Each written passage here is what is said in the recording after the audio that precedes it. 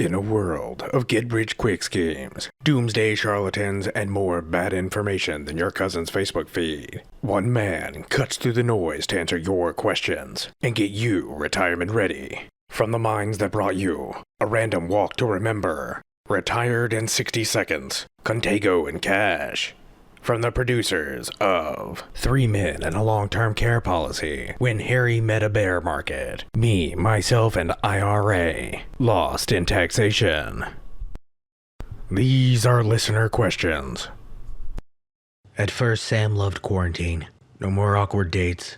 No more traffic, long days at the office, or wearing anything but sweatpants. But the best part? She could finally play through all the video games she'd collected over the years. Sam just needed to wake up, stay logged into her boring job from 9 to 5, and then shut down for a long evening of gaming. That is, until she found the endgame.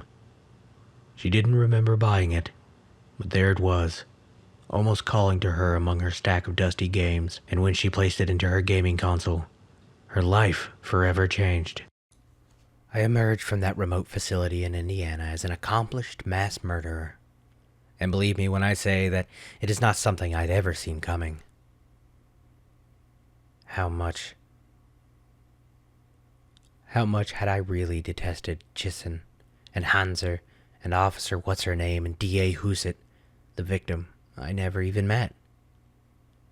Anger combined with fear had done a very strange thing to me, bestowing a bizarre gift of sorts that had decidedly altered me from the inside out. Every single weapon.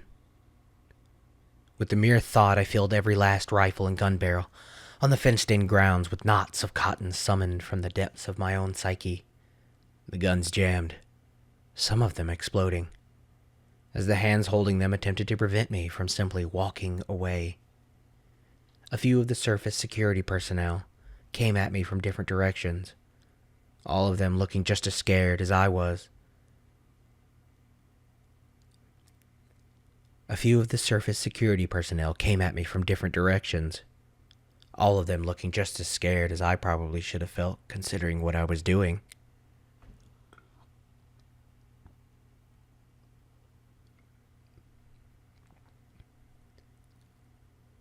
I willed the tickles into being at their collective feet. They leveled their guns. They already knew wouldn't work even as the tickles crept in on them, angling toward their shoes. A chopper was coming in at me from behind. One of those nearly silent ones. The pilot pushed the button to launch a missile despite the fact that I was surrounded by his or her fellow employees. The deflected gazes of those around me who were seeing the helicopter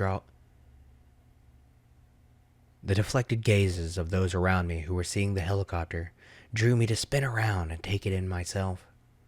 At almost the last possible second, the main thruster of its air-to-surface ballistics was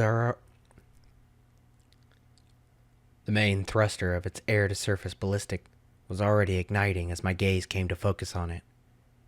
And here, folks, is where the seemingly fantastic proves to be the shallow end of the pool. By all rights, that missile should have ended my brief and mostly foolish reign of inadvertent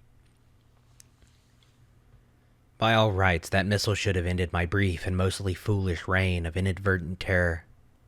But I wasn't there when it impacted that spot where I had been standing. They'd abducted me.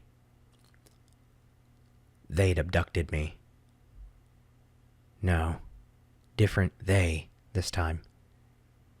These beings are from elsewhere. They don't speak. We communicate just by looking at each other. I stare into those glassy black eyes and I know exactly what they are saying without saying. The hybrids are very much more like humans, but they don't talk either. Yes, they're knots of a clothesline cord, okay? And yet, anything can be dangerous.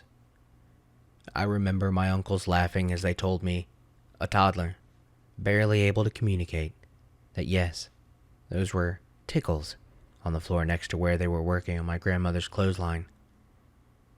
Don't mess with them, they said, or they'll get you.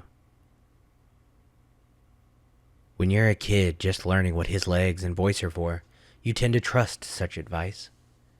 You might need it to get away from something dangerous. A tickle for me in that long moment ago was a piece of dirty, worn cotton cord with the fuzzy ends from the fraying action of the knives and scissors that my uncles were using to, I guess, replace old cord with new. But some of those little knots on the musty basement floor around the guys were made of new cord, not old. So I guess they must have been making measurement mistakes or something. At the time, of course, I was more concerned with the little fuzzy things being monsters. Uncle Joe said not to worry, that they wouldn't move if more than one person was around. Uncle Mike agreed with a laugh, and even told me that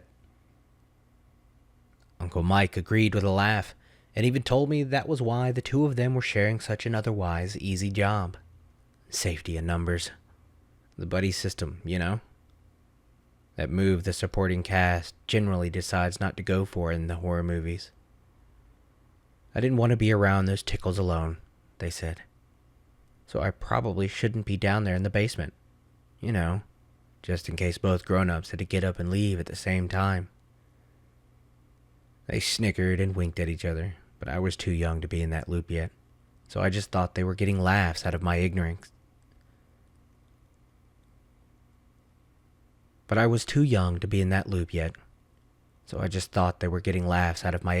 And wide-eyed belief, which of course I'm sure they were. I forgot about the tickles soon enough. I mean, they're not something you see lying around everywhere. It was part of a specific household project in a musty basement and a long ago yesterday. Yes, they're knots of a clothesline cord, okay? And yet, anything can be dangerous. I remember my uncles laughing as they told me a toddler, barely able to communicate that yes, those were tickles on the floor next to where they were working on my grandfather's clothesline. Don't mess with them, they said, or they'll get you. When you're a kid just learning what his legs and voice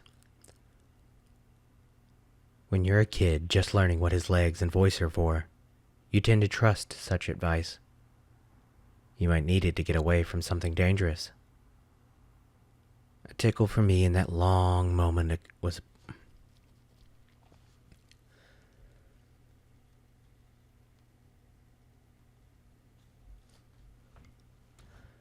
A tickle for me in that long ago moment was a piece of dirty, worn cotton cord, with fuzzy ends from the fraying actions of the knives and scissors that my uncles were using to, I guess, replace old cord with new. But some of those little knots on the musty basement floor and the guys were made of new cord, not old. So I guess they must have been making measurement mistakes or something. At the time, of course, I was being more concerned with the little fuzzy things being monsters. Uncle Joe said not to worry, that they wouldn't move if more than one person was around. Uncle Mike agreed with a laugh and even told me that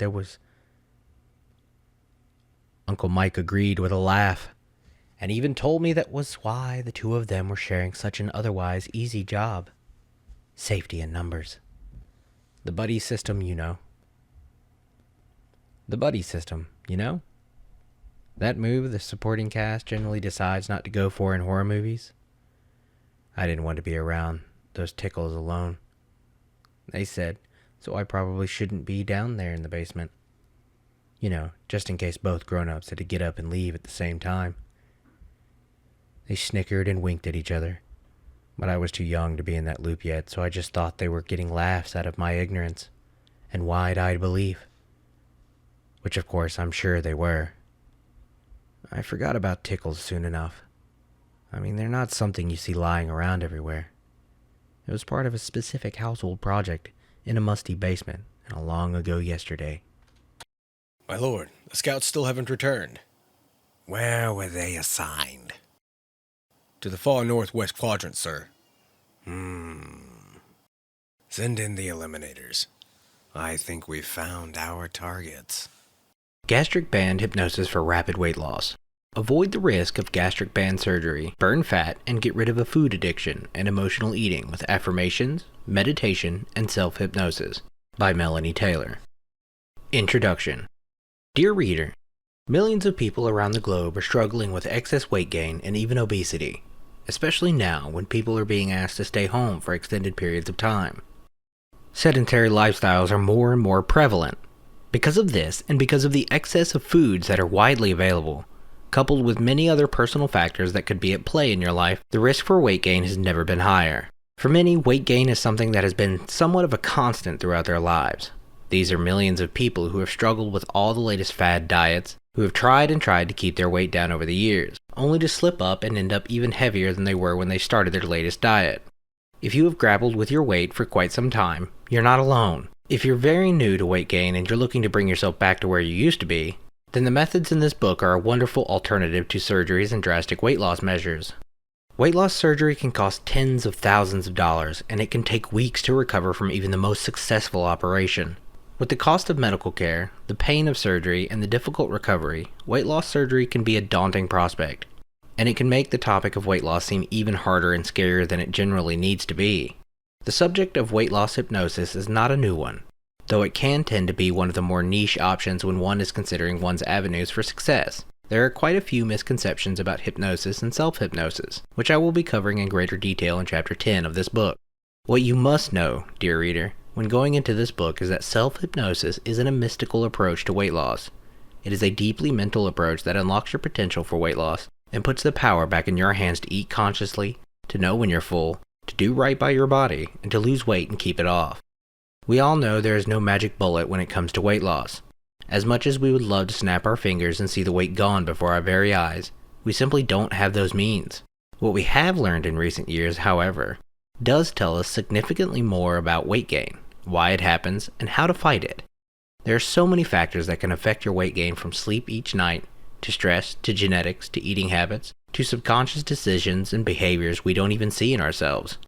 Thanks to recent advancements in understanding our subconscious mind, and thanks to things like hypnosis, we are able to tap into those things and make changes to them. Imagine that you make many changes to your lifestyle.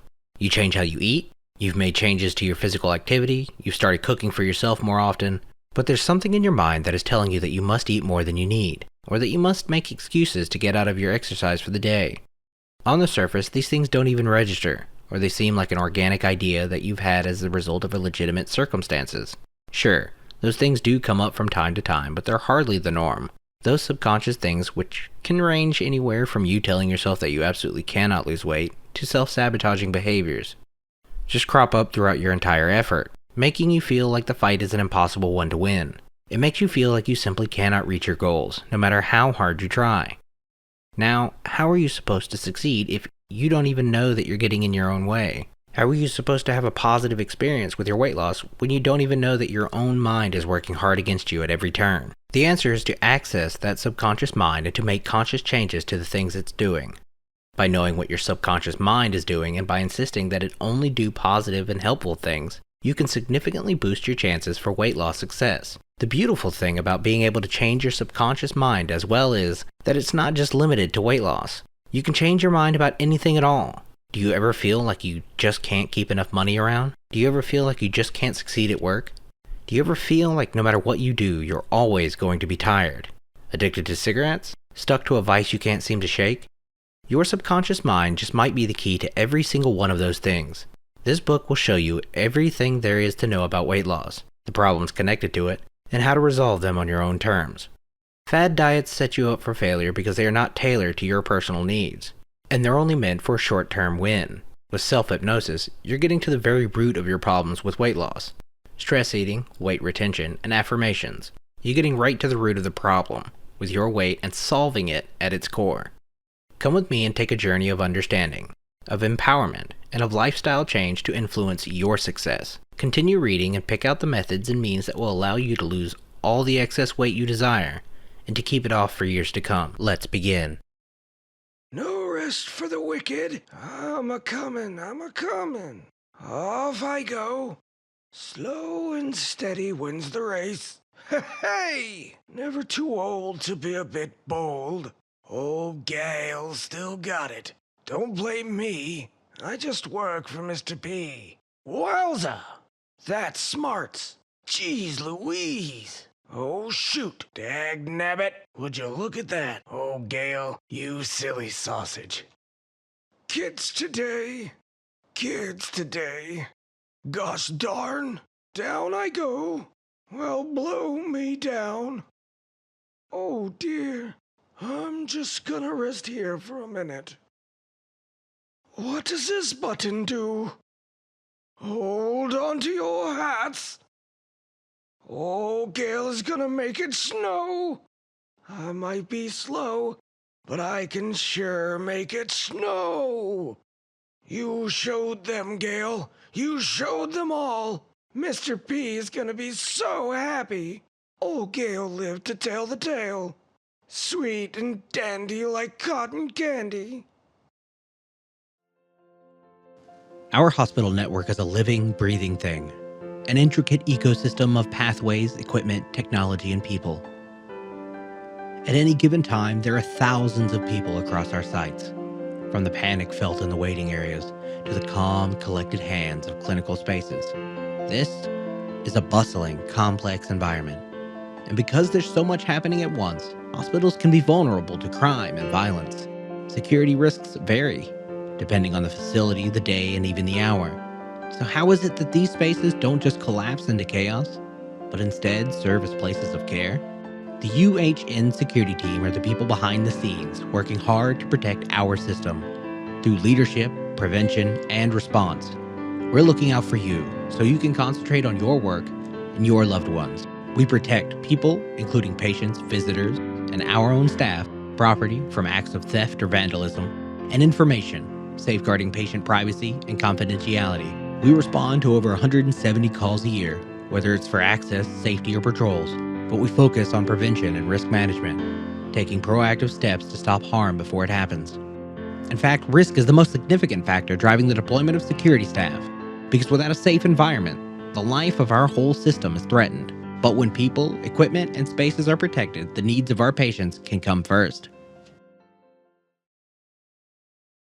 Conversely, modular onshore topsides integration maximizes construction by working at ground level, allows for early pre-commissioning, makes for a fundamentally safer platform access, improves productivity by having all tools and equipment close by, improves logistics, reduces the number of installation aids, reduces risks overall, improves team coordination, and makes for safer tie-in spool piece construction. That was a perilous mission. Our deployment was rushed and we were underprepared. We faced many battles, one with the direct intervention of the moon before liberating Sophia. I will write an epic verse reflecting the glory of these events once we are home again. Don't worry, the bullet only nicked it. Mind getting me some bandages and iodine from aisle 4? You can get those cheese crackers you were eyeing while you're at it. It's alright, you're safe now. I've got you. Can you stand? There you go. Lean on me, that's it. Hurry, I don't know how long they'll stay down. My one chance to solve this case up and vanishes. I should have been more careful. Should have broken his legs to make sure he couldn't. No, that's it. I'm sorry. It was wrong of me to say something so... sorry. Forgive me, Lord, I need some air. In the living room of the guest house, the grieving widow sat on the gold-trimmed, overstuffed couch. The world of Cyberpunk 2077 game. At its core, Cyberpunk 2077 is an open-world, non-linear RPG, role-playing game, done within the style of a first-person shooter, FPS. After the heavy customization that we just covered, you're ready to explore the city. The game focuses hard on gunplay, player choice, exploration, and other activities like hacking and crafting. The game will also include missions, side quests, and objectives, which can be completed in a variety of different ways. Story-driven gameplay. The game offers a lot of in-depth situations. For instance, within Night City, you will come across many citizens that do not speak English. So how does one approach this? Simple. You go out and buy a translator so that you are able to communicate with the non-native language speakers of Night City. However, maybe the cheapest one isn't the best choice. as a more expensive translator has a better success rate of properly translating the language than a cheaper one does. But maybe you don't have the extra funds right now to spend on a top-of-the-line translator. On top of that, other ways the world sucks you in is the use of dynamic weather and a night-day cycle feature. Style is everything. Night City styles. Night City has undergone 4 different eras, and those eras are what make up the visuals that the player sees in-game. I might add, they are quite stunning and impressive, sure to not disappoint. Those eras are explained by Kitsich. Flash and bold, normally they tend to look on the cheap side. Dashed out with gold-plated cyberware and implants that are encased in flashy and bright-colored plastics. From what we've seen of them so far, they resemble the retro's 80s look a bit, with pinks and yellows. Neo Kitsich. Wealth and vanity. The Neo Kitsich is luxury at its core, and made up of the wealthiest of Night City's elites. For them, money is no issue. If you want something, you simply buy it. If you want to be something, you simply buy that too. Neo-militarism. Armored and armed, this class of citizens are known to be armed to the teeth. These folks find themselves looking like war's right around the corner, and they are ready for it. Cold and sharp and decked out with the finest military-grade equipment. Entropism, the oldest of the 4 styles. Entropism is the epitome of poverty. People who are struggling with technology, the lower class. The buildings are left decrepit, and the people living in them typically cannot afford to modernize.